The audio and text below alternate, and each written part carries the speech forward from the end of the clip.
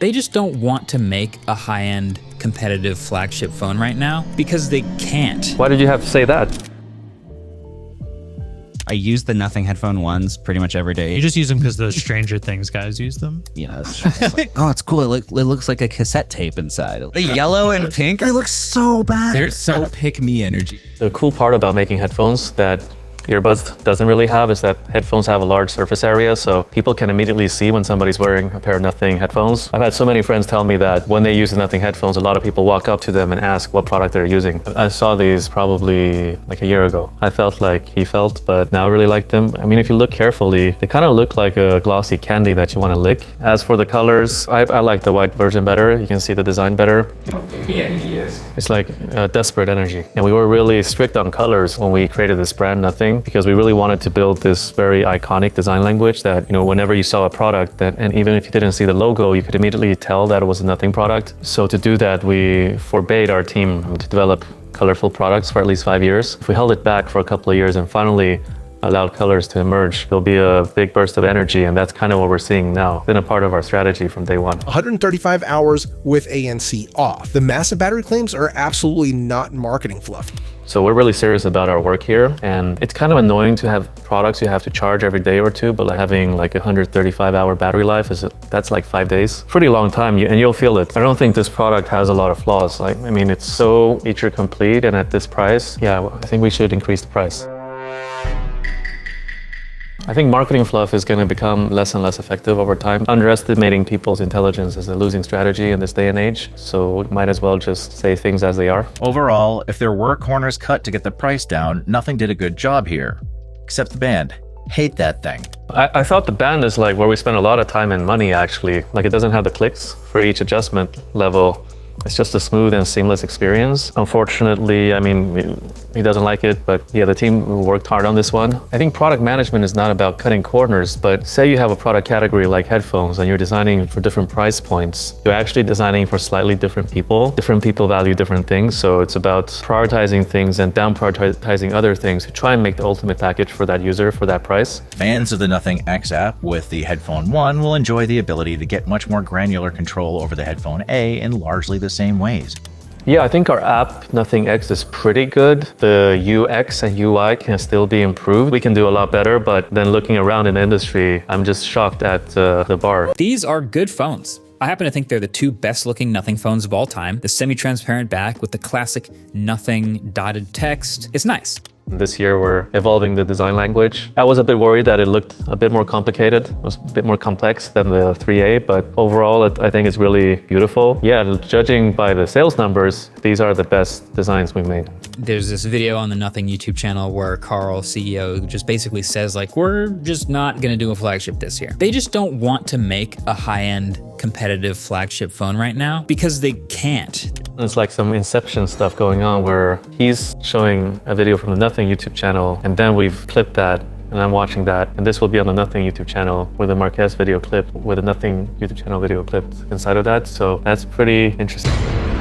I think it's broadly correct. I mean, that's why people love Marquez. Like, he has good takes because he has a deeper analysis and deep understanding of the industry. The only thing I would say is every year our teams get a bit stronger. We can make better quality product. I wouldn't say Phone 3 is a failure. It's still our flagship phone. Maybe I can admit that it was a bit too expensive when we launched it. But the funny thing that's going to happen now is that because the RAM prices are going to keep increasing in the smartphone industry throughout 2026, companies might, launch a product and increase the price of the product mid-life cycle. If we just keep the Phone 3 price the way it is, where everybody else keeps increasing their prices, the Phone 3 could be like one of the best value phones of 2026. Flip to Glyph is back in action, which is handy for those moments when you kind of want the world to just piss off and leave you alone, but you also kind of want to know if anyone WhatsApps you. These products are called smartphones, but they're actually making us quite dumb. Now there's like a scientifically proven correlation to doomscrolling and becoming dumb. We want to help people be more intentional about their smartphone usage, so that's why we built this tool on the back of your phone, the Glyph interface, so you kind of know what's going on without needing to anxiously check your phone. And we believe that if we can reduce this anxiety, then we also reduce the likelihood of somebody going into a social media app and doomscrolling for 30 minutes. Those are rookie numbers in this racket. I also kind of wish I could actually just draw something something specific on the matrix myself. Maybe that's a feature for a software update, Carl. Why did you have to say that? I don't like to be called out, not because I have a problem with it. I would feel better if the company was called out and the team was called out, because it takes a lot of work from a lot of people to make these products. We all work together towards a common goal, and the collective is stronger than any one person. I think that's the only way to make it really far and become the next generational tech company. The essential space. If you do have a knackered brain like myself, then it's a really useful tool. Essential space is a good concept. It's got a lot of potential. For me, my use case is like remembering stuff. The friction of having a hardware key is way lower than unlocking the phone, going into an app, and then clicking add a new task or add a new reminder. So for me, it's just a very low friction way to save stuff that I need to attend to later. Most companies, they still think about AI as something to check off, because my competitors have AI eraser, AI camera, AI whatever. I need to match it. But I think the real magic happens when you leverage the technology to create something or solve a real problem. So we don't always get it right. That's where we're trying to go with AI. We want to see AI as an ingredient to create an experience, to create a product that can actually solve a problem. This is what nothing should be focusing on right now, mid-range phones, because $500, now compare this to an iPhone 17e. Are you fucking kidding me?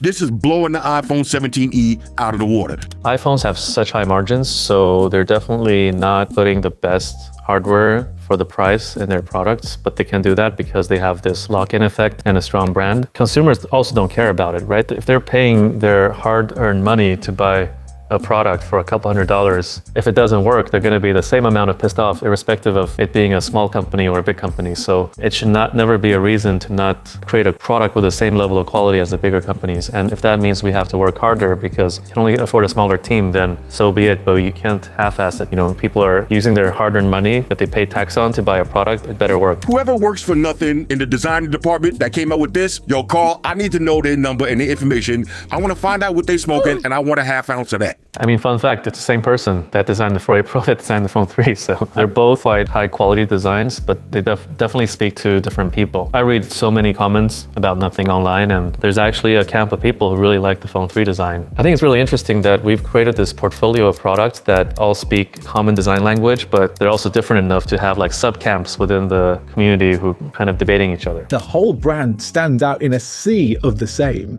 Annoyingly though, with the 4A Pro, they do seem to be going away from what made them special in the first place. The phone is powered by the Snapdragon 7 Gen 4, but I think they're trying to find that balance of performance for people buying this phone and price. Yeah, I think actually my reaction was similar when I saw the product for the first time, but now I love it and it's our best selling product. It's selling way more than we expected, so it's okay for people to have different opinions. Yeah, we're trying to build the best overall user experience that we can. And I also find it interesting that the smartphone industry is so kind of spec focused, whereas we also make headphones and earbuds. Like nobody talks about all the hardcore specs there. A full metal jacket like this is a real rarity. And frankly, it's got my nipples hard enough to cut through glass. Yeah, let's just move on.